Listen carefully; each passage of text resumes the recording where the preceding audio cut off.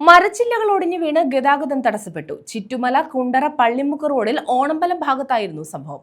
അപകടാവസ്ഥയിലുള്ള ഉണങ്ങിയ മാവും ആൽമരത്തിന്റെ ശിഖരവും ഒടിഞ്ഞു വീണാണ് ഗതാഗതം തടസ്സപ്പെട്ടത്. അപകടാവസ്ഥയിലുള്ള ഉണങ്ങിയ മാവും ആൽമരത്തിന്റെ ശിഖരവും ഒടിഞ്ഞു വീണാണ് ഗതാഗത തടസ്സമുണ്ടായത്. ചുറ്റുമല കുണ്ടറ പള്ളിമുക്ക് റോഡിൽ ഓണമ്പലം ഭാഗത്തായിരുന്നു സംഭവം. ഫയർഫോഴ്സ് എത്തി തടി മുറിച്ചുമാറ്റിയാണ് ഗതാഗതം പുനഃസ്ഥാപിച്ചത്. കഴിഞ്ഞ മാസം മരച്ചില്ലകൾ ഒടിഞ്ഞു വീണ് കശുവണ്ടി തൊഴിലാളിയായ സ്ത്രീക്ക് പരിക്കേറ്റിരുന്നു. അപകടാവസ്ഥയിലുള്ള മരങ്ങൾ മുറിച്ചുമാറ്റണമെന്ന് PWD അധികൃതരോട് ആവശ്യപ്പെട്ടിട്ടും മുറിച്ചുമാറ്റാൻ അധികൃതർ തയ്യാറാകുന്നില്ലെന്നും ആക്ഷേപമുണ്ട്. 250-ലധികം ആളുകൾ ജോലി ചെയ്യുന്ന ഫാക്ടറിയുടെ മുന്നിൽ ഗേറ്റിനോട് ചേർന്നാണ് മരം നിൽക്കുന്നത്. തലനാഴിഴയ്ക്കാണ് വലിയൊരു അപകടത്തിൽ നിന്നും തൊഴിലാളികൾ രക്ഷപ്പെട്ടത്. അപകടമുണ്ടാകുന്നതുവരെ കാത്തിരിക്കാതെ അടിയന്തരമായി മരങ്ങൾ മുറിച്ചുമാറ്റണമെന്ന ആവശ്യം ശക്തമാണ്.